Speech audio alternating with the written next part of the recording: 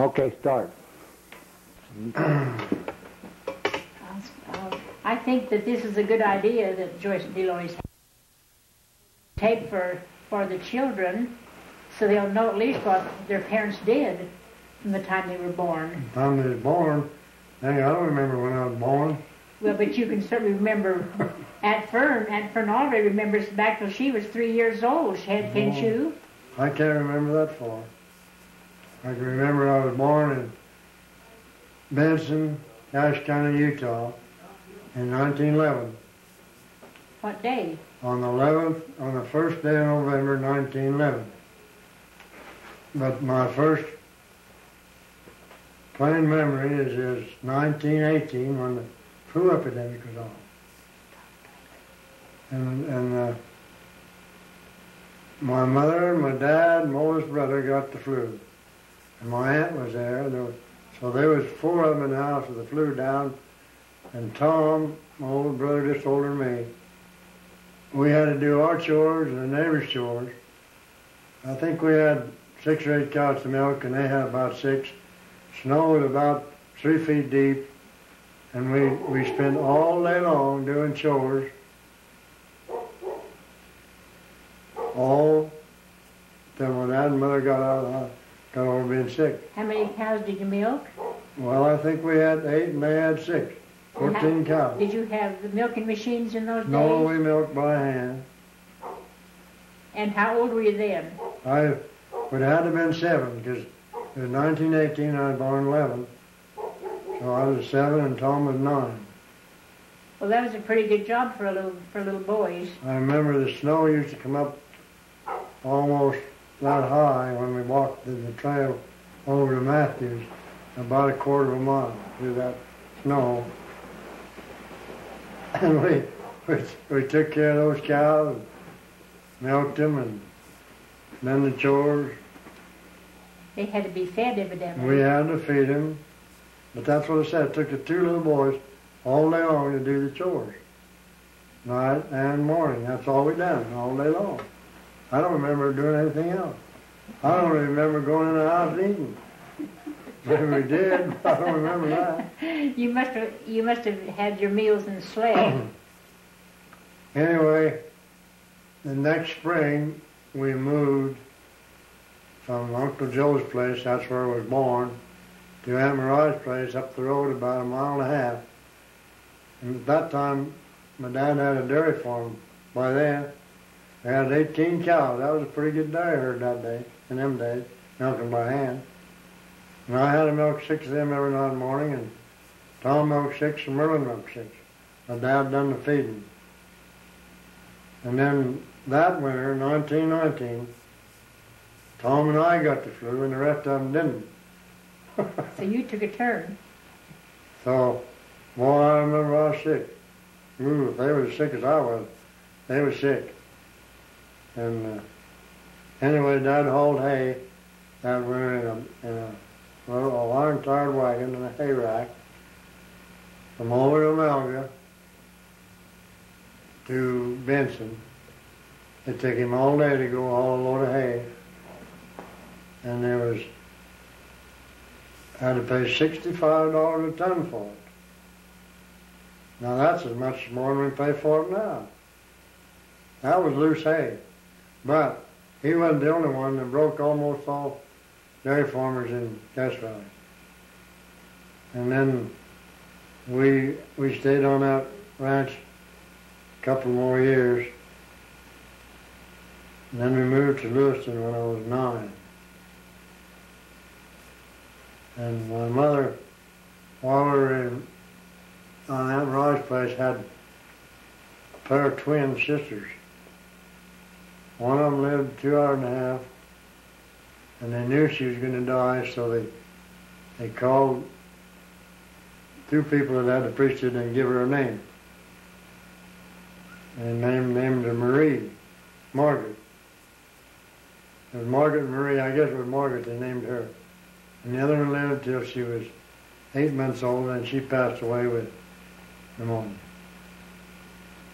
But I remember my folks talking about it. And when was dying. She was looking up to the corner of the room like she was seeing someone up there. So they kind of figured maybe that Margaret had come back to get her, or else my mother. No, my mother was alive, so it had to have been Margaret. Then we moved up in 21, we moved up to Lewiston. We had 65 acres up there, and we raised beets and hay and grain and potatoes, a few potatoes. And my mother's health never did get better after she had them twins. And in 1924, well, it was actually 23 when she went to the hospital. And in 1924 in February, they were going to bring her home the next day. And she died that night, in February of 1924. And we stayed on that ranch that next summer. My dad was out working. He didn't seem to have any interest in the family at all after my mother died, which I don't blame him much. Don't blame him now, I blamed him then. But Tom and I had to take care of that 65 acres of beets and hay and grain. Where was Merlin? Merlin was working for Merle Hire. He had a job. He was 16 years old. And I was 12. No, he was 14. I was 12 and Tom was 14. And we had 25 acres of beets and of our own, and we topped, plowed them, topped them, and loaded them and hauled them to the sugar factory. And he was 12 and I was 14. That's a pretty good job for a couple of kids. Then when we got through that with ours, a neighbor, Brig Hire, wanted us to go top and load his. He had 10 acres of beets. So we went and loaded and topped and loaded them. And then we come, my granddad and grandmother was out here, and my 3 older younger brothers was out there, because they'd come out in July. They figured that we ought to be out here rather than up there with my grandparents.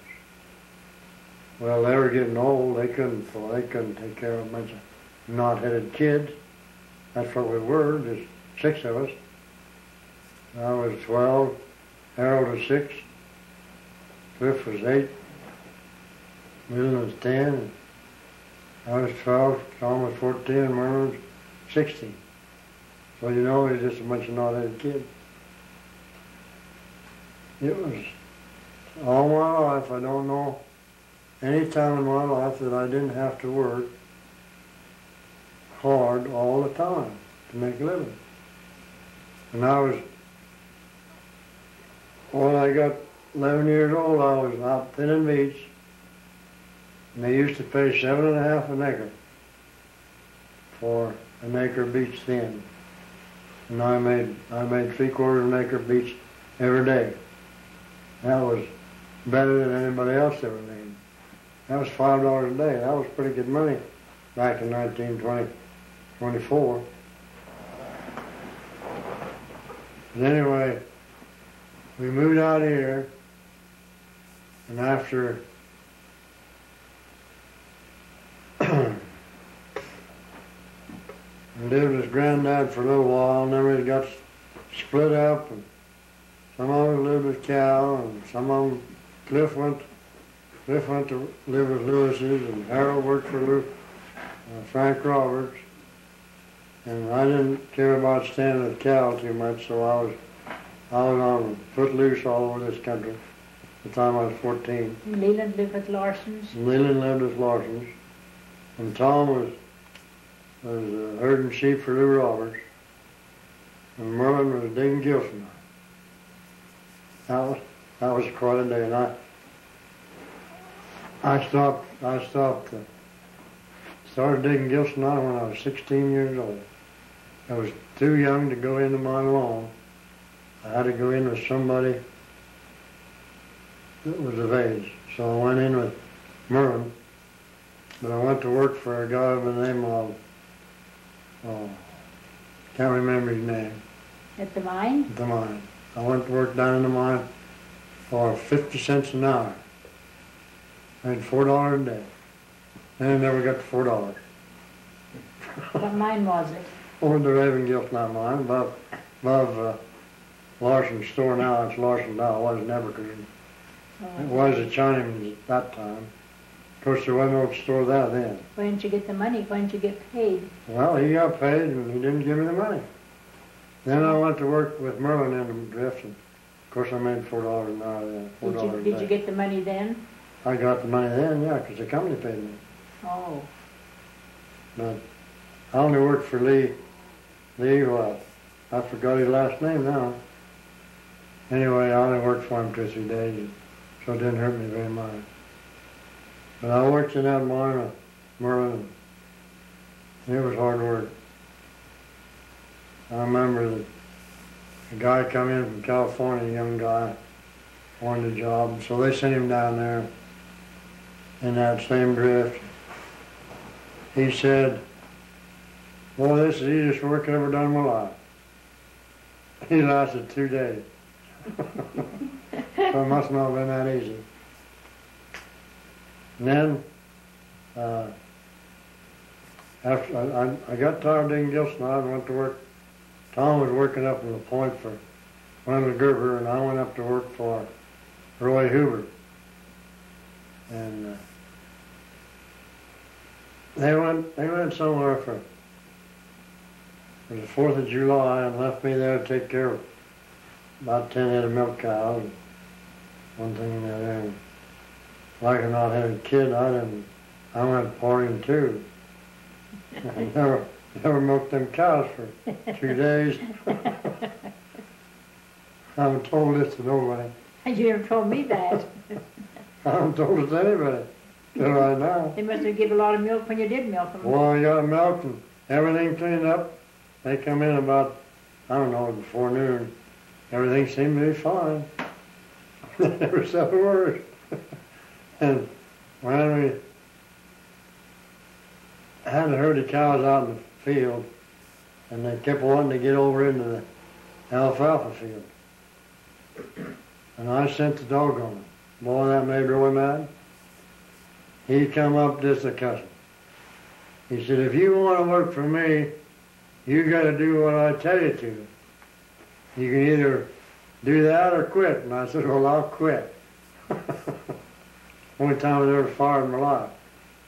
I guess he's called fired. I quit, but then he said I had a choice, so I took my choice. And I went to work for Wendell Gilbert, and we'd bale hay with a horse baler, you know how they go. And I was pitching it onto the table, and Wendell was stamping it in the baler, and Tom was tying it. And Wendell made me mad one day, and I just about run a pitchfork through him. So I quit him. But then I went, that was all right, we made it happen. And I went, that was in the fall, and I don't know if we'd done much that winter, just sit around and fed the cows and horses and things like that. Then I went up and worked on Paradise Park in the spring. And they give me and Tom the 2 hardest jobs on the whole job. Running the rooter and the plow and them rocks. You can imagine what they were. And when we had the plowing done and the rooting done, then they put me over on a wheel scraper, hind wheel scrapers with Almeda's uncle, Bernice Burns. And them old horses had to take off. They had a snap team in front all the time. And if you didn't watch yourself, you'd land up in between the team and the snap team. Not only once, but a lot of times. It was fun too, boy, I'll tell you. But I was young, I was only about 16, and it didn't bother me none of them days. I thought, primarily, all right. Anyway, I went back to Gilsnot mine again. Dug Gilsnot, And then I got down over the valley and met my wife. And first time I ever remember talking to her or even looking at her was out to Willow Creek to a dance one night. Out to the old schoolhouse. And they danced out there from sundown till daylight. Well, that was on Hill Creek. I was on the mouth of Hill Creek and Willow Creek where they come together. Anyway, I was sitting over there like I done on a log because I didn't care about dancing. My wife went like that. Or Almeda went like that. I don't know that. I said, what do you want? She said, dance with me. I don't want to dance with Louis Thorne. So that's what started the whole thing. Louis Thorne had asked me to dance and I didn't want to, so I went like that to Gilbert and he came and that was it. That's what broke the camel's back. That was a little over 58, that was about 59 years ago. Last winter. Well, we've been married 58, almost 59. But we rode out there in an old truck that Cal had. He used to haul school bus. And in the wintertime, too, and it was cold. We had quilts and hot rocks. We was comfortable now. But it was a pretty rough ride over, laying down on that flat bed. There was a whole bunch of us. Must have been 20 people or more in the truck. Oh. Anyway, year or so later, we got married. Now, that's the main gist of my whole life. It was hard all the time, and it's still hard. I've always had to work hard all the time. Well, what did the Lord say? Earn your bread by the sweat of your brow? Yeah, he said, you have to earn the bread by the sweat of your brow, and I sure have. Every bite you eat, you have to earn by the sweat of your brow. I learned it. Nobody gave me anything. Of course, I used to steal a few things when I was younger. Chickens and melons. I don't know whether that was right or wrong, but now I'm sure it was wrong. Then I thought it was right. We had chicories and melon busts and... Now, you can tell everything you know. Of course, there's a lot of other things in between that I can tell you about, I guess. One time I decided I didn't want to, when I was living in Lewiston, my brother had a bicycle. And the old chain wasn't very good anyway. And I decided to go to Benson, just run away. I went down to Uncle Joe's, and that bicycle chain busted while I was down there. And about 3 days later, Merlin, my older brother, come down on horseback. We had a sorrel mare called Babe, and he come down and he got a big long rope and he tied on the bicycle and on that horse's neck and pulled me back to Lewiston. 12 miles over a gravel road. So you can imagine it was quite a deal. And they never said nothing to me for going down there 3 days. Then there was another time I'd been fishing, or my dad had been fishing, and I was really sick. I'd been sick for 3 or 4 days, but when he came back, he wanted Uncle Joe to have some of them fish. And so I said, well, I'll take them. I got on that sorrel mare, rode down there and took them fish. When I got back, I was so sick I just fell off my horse. I had a ruptured appendix. In them days, it didn't do like they do now. It froze me in ice for 9 days. And then after the 9th day, they thawed that out. I passed all that poison off. It broke, the appendix broke inward instead of out. So I passed all that poison off, and my dad could reach around my waist like that with his hands, and he was a small man.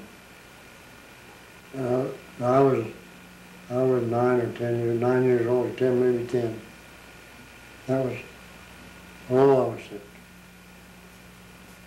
But anyway, the first time another thing I remember, first time I ever rode a horse. My dad bought that sorrel mare for a bunch of kids. And I got on that mare when I was going up on a big high lope, and the fence made a turn. and that horse made the turn, and I went straight on over into the dirt. I didn't make no turn. God, you know, I don't seem like it hurt me any. I got up and got on the horse, finished my ride, but it probably hurt, but I don't remember that. I don't remember the bad things, too many of the bad things. Only I do remember one bad thing, and I was about 14, I guess. And it was mowing fall. I could have went up to my granddad's. I was up in Logan. My dad was staying with them, and I was too proud to go beg off them anymore. And I went 3 days in Logan in the winter time without anything to eat. And I slept in an old, broken down car. That is, I was in it. I didn't do much sleeping. Too cold to sleep. But I went 3 days in the winter time without eating. Finally, my dad got a hold of me and took me up to my granddad. So that was something that it's kind of stuck with me all my life. It was my own fault, but anyway, after that, they got a hold of my granddad's sister who lived in Bluffdale. And they gave me a job down there helping them, so I got on it was an electric train at that time, from Logan to Salt Lake again. Anyway, I rode that electric train down there. That's been a bit many years ago. I was about 14, so you can figure how many years it was. How many years is it? From when? Then till now, when I was 14. Oh, how old are you now? 76. Okay, how old were you then? I mean, how many years is that? Well, I guess about 62. It's a long time. A lot of water has gone under the bridge.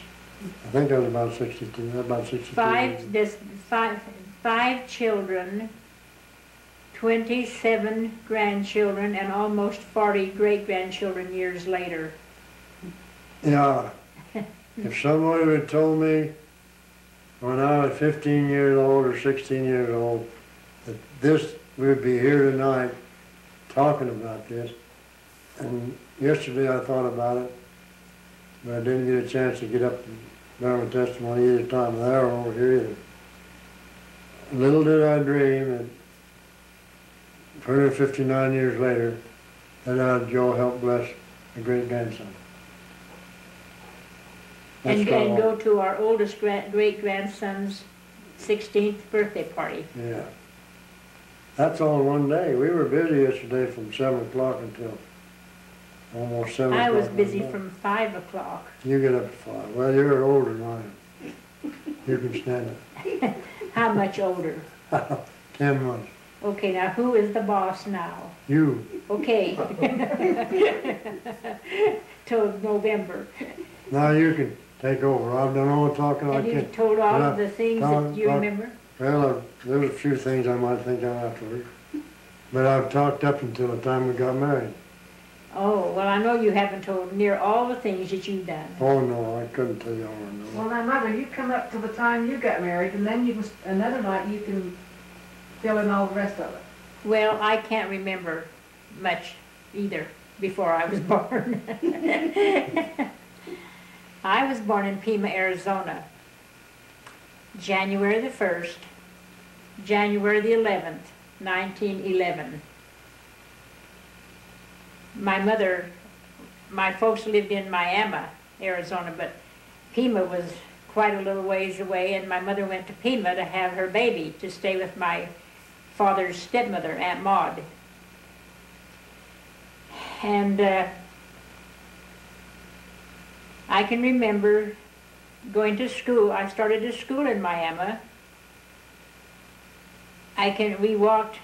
We lived up Warrior Siding Canyon, and we walked to school. Well, it must have been not too far because we walked. And I can remember the schoolhouse had flowers all around it, and they were called pinks. I think they were Sweet Williams, really. I think they were Sweet Williams, but they were pinks. You talk about maybe not very far to walk.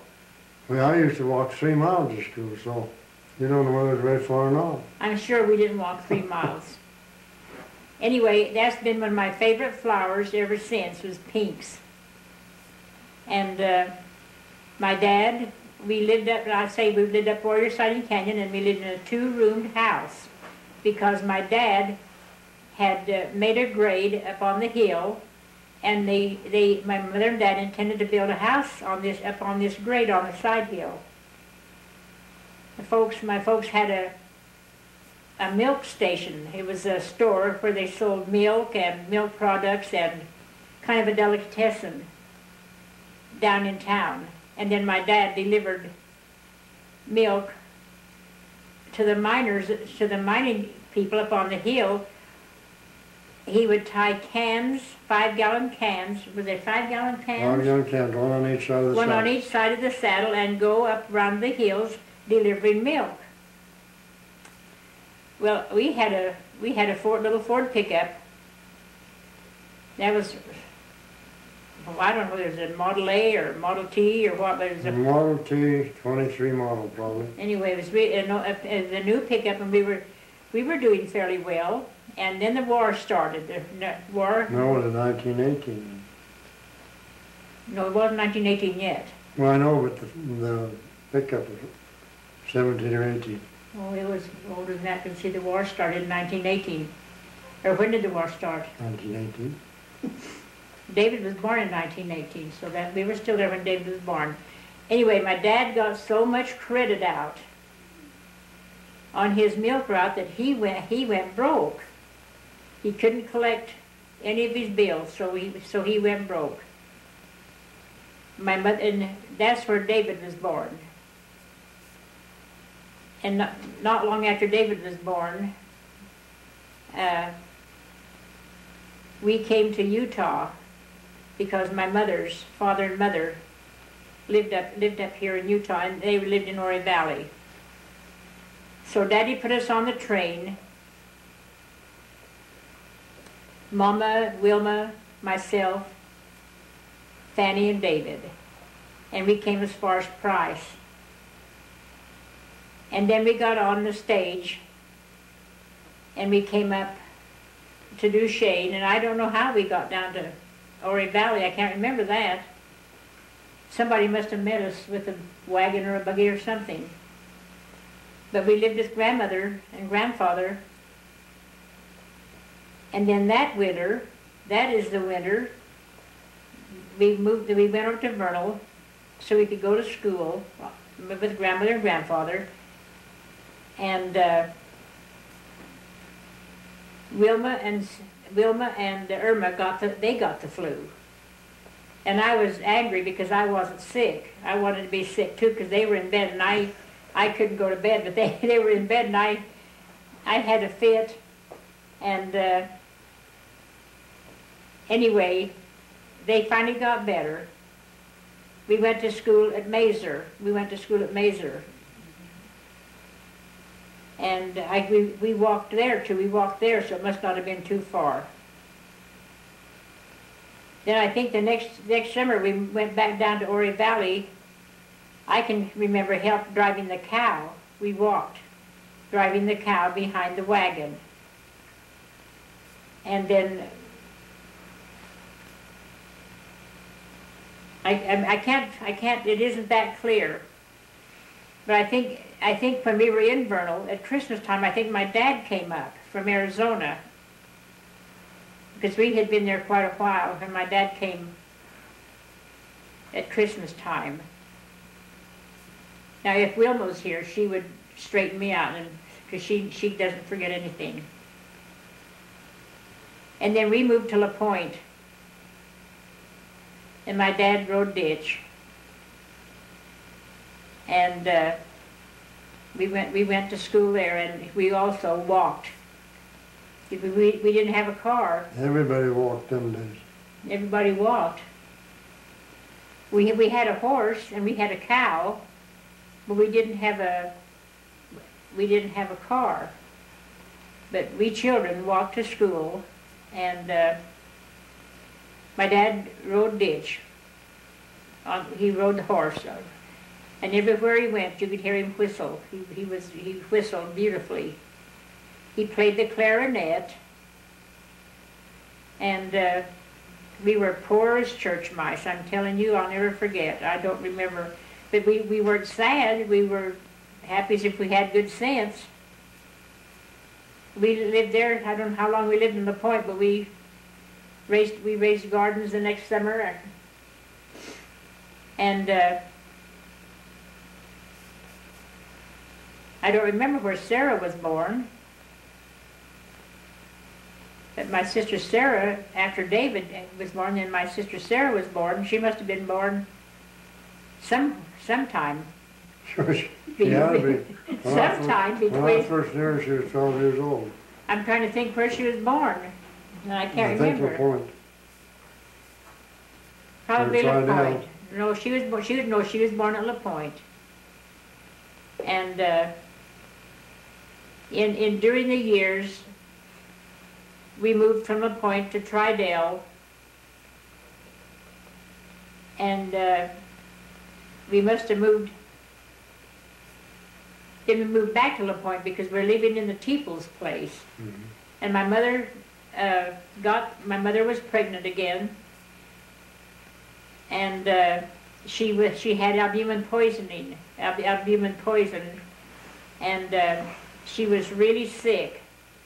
So they had Dr. Whitmore come up to La Pointe, and he took the baby. He did a D&C and took the baby. That my mother died anyway. And I would have to get my records to tell you exactly the year that she died. I don't remember dates as well as your dad. You were 11 years old. I was 11. She died in October, and she's buried there, up there. She's buried in La Pointe. So there was 5 children and my dad without a mother or a wife. And I remember Perry and Fern Jackson came from La Pointe, came from Ori Valley, and lived with us that winter in La Pointe to help with us kids. And I guess the next summer we must have went back to Ori Valley, but my grandmother and them had moved to Pocatello or Salt Lake, maybe Salt Lake. And Wilma went to Salt Lake, and there I was with David and Sarah, with David and Fanny, and sure. my aunt Clella took Sarah because she was just this young, just little, and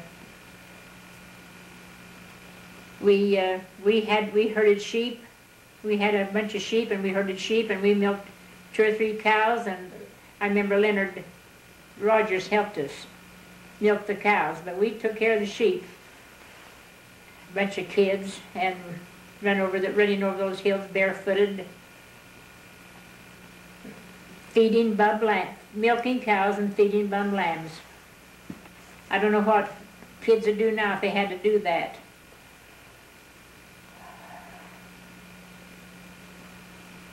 But anyway, they were in Provo. Wilma was going to school in Provo, living with grandmother. And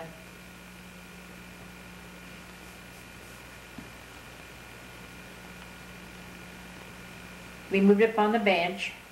My dad built a house up on the bench, and we moved there, and he homesteaded some land. He had sent, when he was in Arizona, he had sent my grandmother and grandfather money to help pay for a place when he came up from Arizona.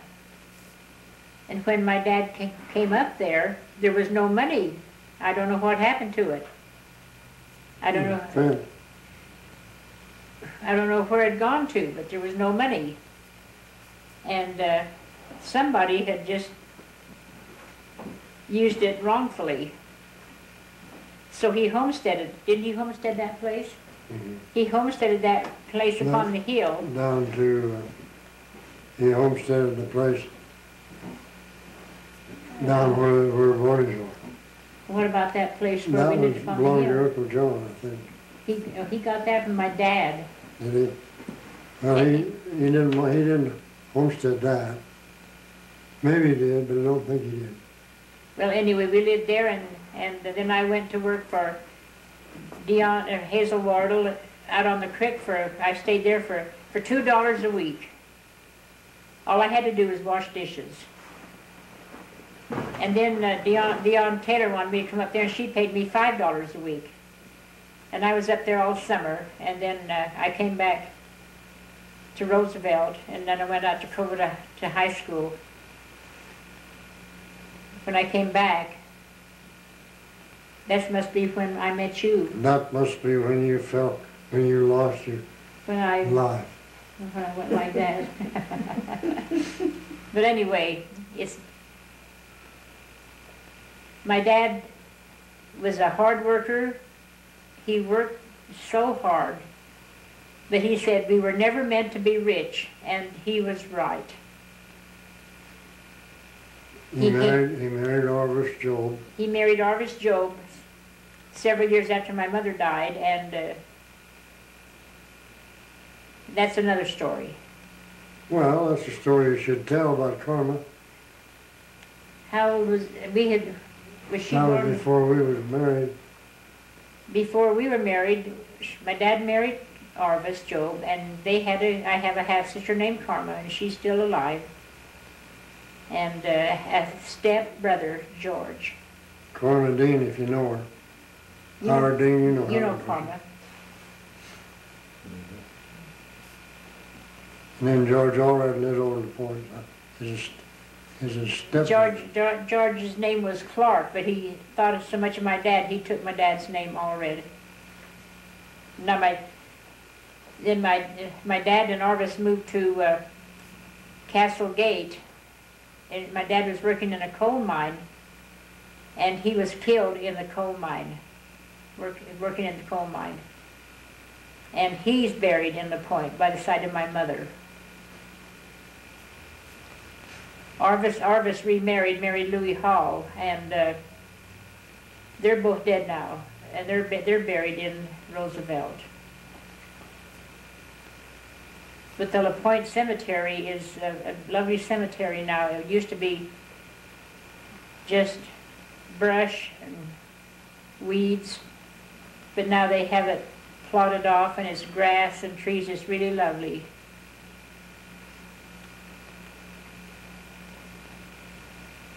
Well, anyway.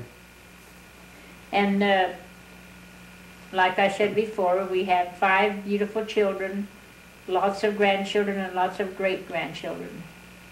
What more do you want? Nothing, because that, as far as money's concerned, we're not rich, but as far as everything else, we're rich, wealthy. I talked to Leonel Jensen one time. He said, how many children do you have? And I said, 5. Well, you're rich. I said, how do you figure? Well, because you got 5 children. Well, that's true. Well, we'll stop for tonight, and then